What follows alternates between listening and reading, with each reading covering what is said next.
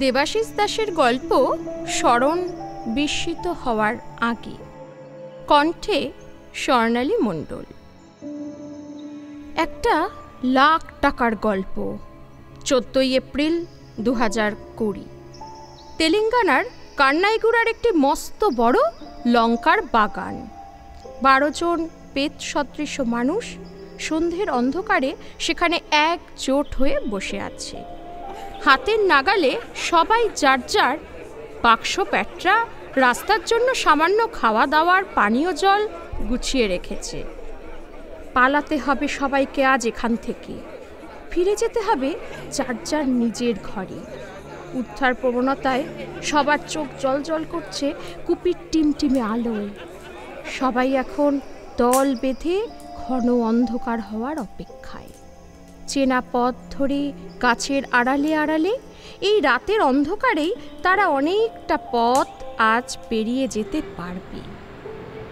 এখনো রাতে টহলদারি শুরু হয়নি হাইওয়েতে। এখন শুধু চেকপোস্টে মোতায়েন থাকে তারা।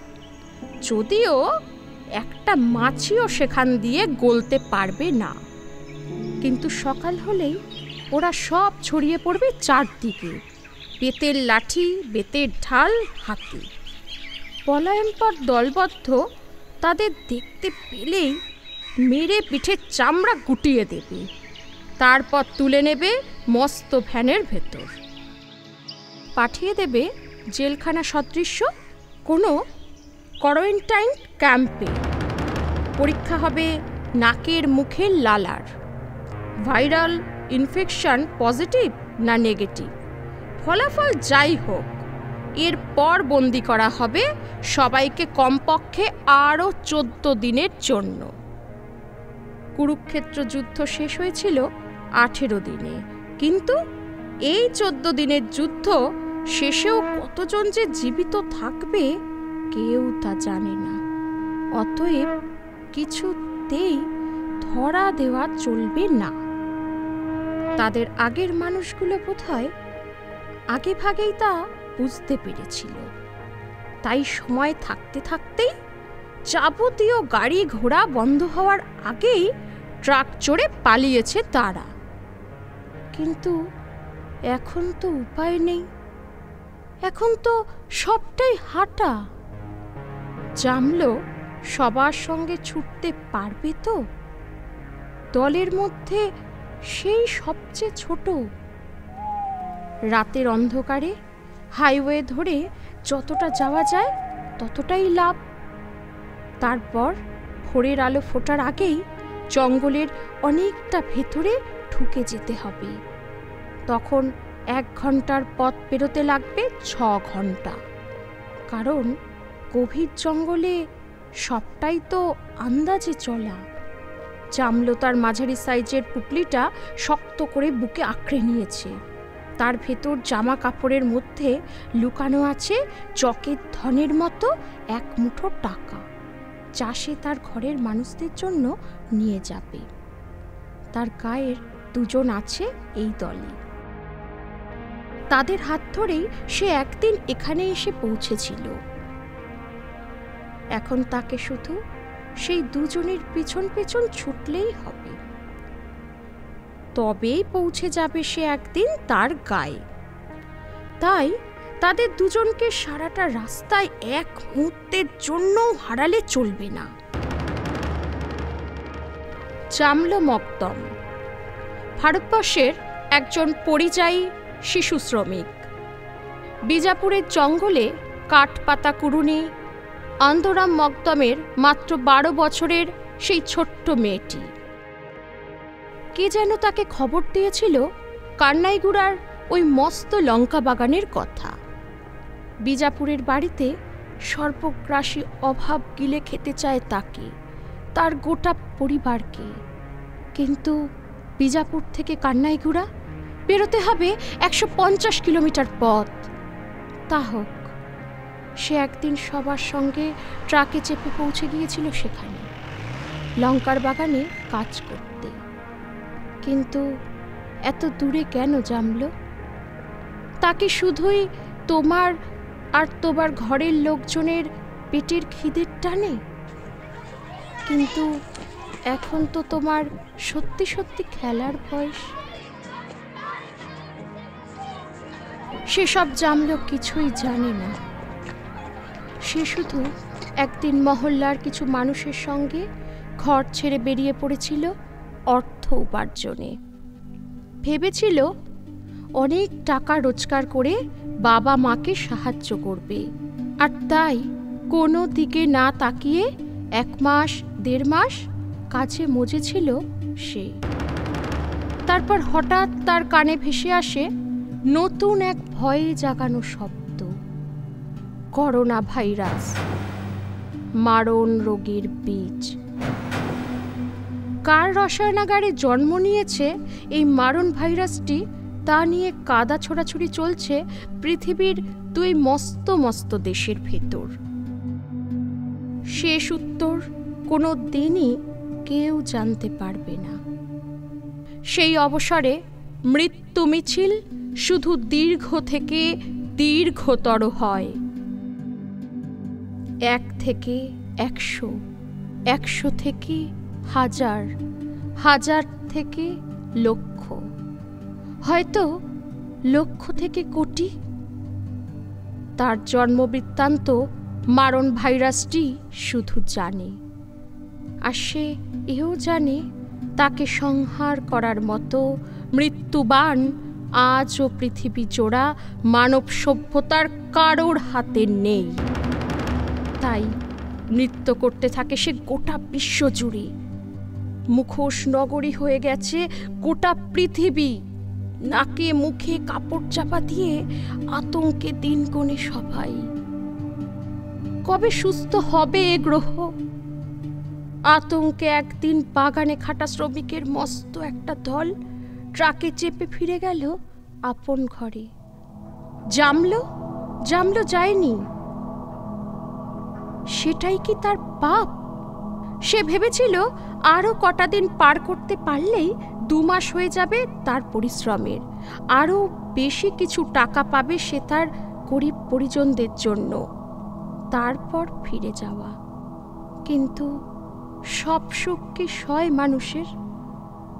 একদিন আবারও হাওয়ায় ভেসে এলো নতুন এক দুঃসংবাদ। জামলো, খুব একটা খারাপ খবর আছে, শুনেছ কি? আরও একটি ভিনদেশি শব্দ শোনে ছোট্ট মেয়েটি। লকডাউন। সারা দেশ জুড়ে সমস্ত রাস্তায় গাড়ি ঘোড়া, এমনকি একটা সময়ের পর মানুষ চলাও বারণ হয়ে গেছে। সব দোকানপাট কাজকর্ম বন্ধ রাষ্ট্রের নির্দেশে। ঘরের বাইরে কেউ পা রাখবে না, ধরতে পারলে বেধড়ক মার। এখন উপায় বাগান বন্ধ মানে তো রুচি রোজগার বন্ধ। জমানো টাকাও একদিন শেষ হয়ে যাবে। তবে এত খাটনির অর্থ কি? এখনই গোপনে চড়া দামে কিনতে হচ্ছে আনাজপত্র। অতএব সবাই একজোট হও, পালাও। এখন সবাই শুধু তাই ঘন অন্ধকার হওয়ার অপেক্ষায়। সবার মাঝে গুটিসুটি বসে ফিসফিস চাপা শব্দে লকডাউনের নানান গল্প শোনে জামলো। পথে ঘাটে কোথাও নেই কোনো গাড়ি ঘোড়া, নেই কোনো পরিজন। 5 মাথায় এক হলেই ছুটে আসছে পাইক বরকন্দরাজ। তাই অন্ধ্রপ্রদেশের এক হতদরিদ্র গ্রামের এক অভাগা দিনমজুর তার সদ্য মৃত বালক পুত্রকে দাহ করার উদ্দেশ্যে ওই পুত্রের লাশ নিজের কাঁধে তুলে 88 কিলোমিটার হেঁটে চিত্রাবতী নদীর তীরে পৌঁছয়। তারপর অবসন্ন শরীরে মৃত পুত্রকে দাহ করে জ্ঞানহীন মাটিতে গড়িয়ে পড়ে একাকী। বিহারের এক প্রত্যন্ত গ্রামের একজন প্রান্তিক চাষি তার অসুস্থ 3 বছরের ছেলেকে কোলে নিয়ে প্রাথমিক স্বাস্থ্যকেন্দ্র থেকে সদর হাসপাতালের দরজায় দরজায় ছুটতে ছুটতে জানতে পারে তাকেই অক্সিজেনের ব্যবস্থা করে ছেলেকে নিয়ে পৌঁছাতে হবে পাটনা হাসপাতালে। কেস রেফার করা হয়েছে সেখানে। তখন সঙ্গে সঙ্গে কোথায় গাড়ি, কোথায় অ্যাম্বুলেন্স? ছেলেটির অভাগী মা ওই ছেলেকে তাই বুকে আগলে ছুটতে থাকে পাগলিনীর মতো লোকের দেখানো পাটনা হাসপাতালের রাজপথ অভিমুখে। পাটনা অভিমুখী সেই রাস্তায় স্ত্রীর পিছন পিছন ছুটতে ছুটতে একসময় ছেলেটির দুর্ভাগ্য পিতা এবং তার কন্যাটি বুঝতে পারে দুর্বল শিশুটি আর এই পৃথিবীতে নেই। কথায় কথায় সময় গড়িয়ে যায়। পলায়নপর মানুষগুলিকে ঘিরে অন্ধকার ক্রমশ আরো ঘন হয়ে ওঠে। এবার উঠতে হবে, এগিয়ে যেতে হবে। যে যার পুটলি বাক্স তরঙ্গ নিয়ে তৈরি হও, তারপর ছুটে চলা, শুধুই ছুটে চলা। বারবার পথ হারিয়ে যাওয়া জঙ্গলে হিংস্র পশু বিষধর সাপের মুখোমুখি দাঁড়ানো। তার থেকেও ভয় বনরক্ষীদের। প্রয়োজনে গুলিও চালায় তারা, যদিও সারাটা রাস্তায় তাদের দেখা মেলে না কোথাও। হয়তো সরকার বাহাদুর তাদের অন্য কোনো কাজে লাগিয়েছে। কিন্তু ধীরে ধীরে ফুরিয়ে আসতে থাকে সঙ্গের খাবার, মটকার জল। এ রুক্ষ জঙ্গলে নেই কোনো ঝর্ণা, নেই কোনো শীর্ণ স্রোত। আরও 11 জনের সঙ্গে ভুকা পেটে তাই ছুটছিল জামলো। তেলেঙ্গানা থেকে তাকে ফিরতেই হবে বিজাপুরের নিজের বাড়িতে। সেখানে তার ফিরে আসার অপেক্ষায় অস্থির মনে ঘর বাইর করছে তার প্রিয়জনেরা। রাতের অন্ধকারে তারা বারবার আলো হাতে সদর দরজায় এসে দাঁড়ায়। ওই তো মেয়েটার গলা শোনা গেল যেন। আর একটু জামলো। আজ 18 এপ্রিল 2020। 3 দিন অবিরাম তোমার ছোট ছোট পায়ে ছুটতে ছুটতে তুমি তো প্রায় এসে গেছো তোমার গ্রামের কাছাকাছি। আর তো মাত্র 14 কিলোমিটার, ঘণ্টাখানেকের পথ মাত্র। কিন্তু ওভাবে হঠাৎ সারা শরীর দুমড়ে মুচড়ে যাচ্ছে কেন তোমার? কি বলছো? পেটে অসহ্য যন্ত্রণা? এই কেউ ছুটে এসে একটু জল আনো। কোথায় জল? চারদিক থেকে ঘোর অন্ধকার ঘিরে ধরে জামলোকে। জামলো, তুমি দেখতে পাচ্ছ ওই একটু দূরে বছর 29-এর মহিলা শ্রমিক গঙ্গা মাকে? মনে রেখো, তুমি একা নও। সেও পেরিয়ে এসেছিল 300 কিলোমিটার পথ।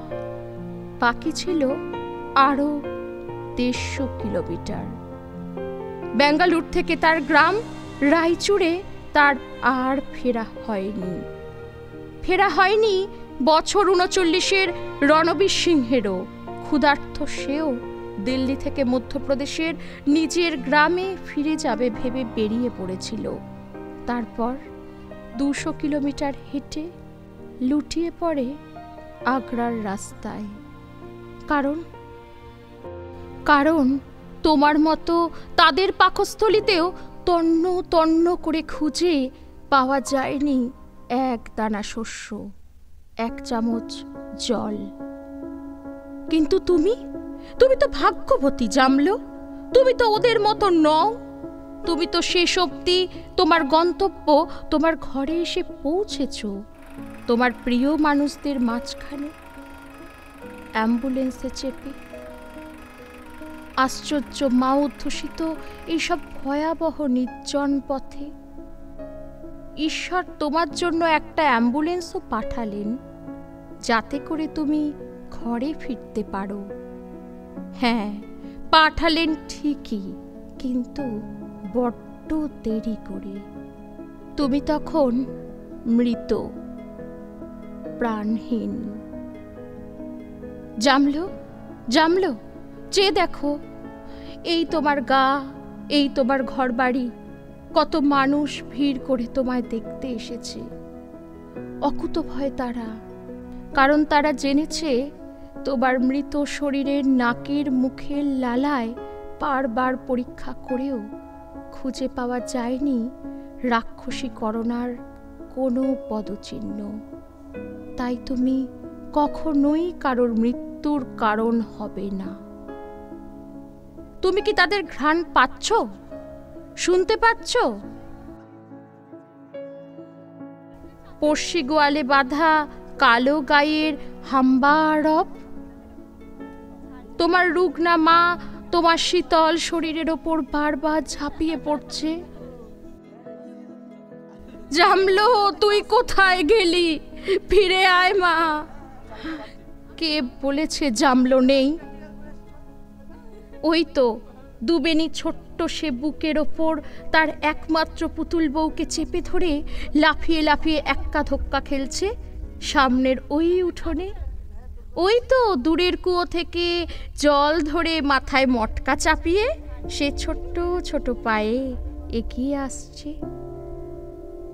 জামলো, জানো, জানো কি সরকার বাহাদুর ঘোষণা করেছে তোমার এই মৃত্যুর কারণে তোমার পরিবার 1,00,000 টাকা ক্ষতিপূরণ পাবে।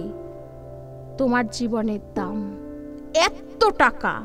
তুমি কি পারতে এক জীবনে ওই লঙ্কার বাগান থেকে এত টাকা কামিয়ে আনতে? পারতে না। কিন্তু তোমার মুখের মিটি মিটি হাসি বলছে তুমি খুশি। যা চেয়েছিলে শেষ অবধি তার থেকে অনেক অনেক বেশি টাকা তুমি এনে দিয়েছো তোমার প্রিয়জনদের হাতে। কি আমি ঠিক বলছি তো জামলো?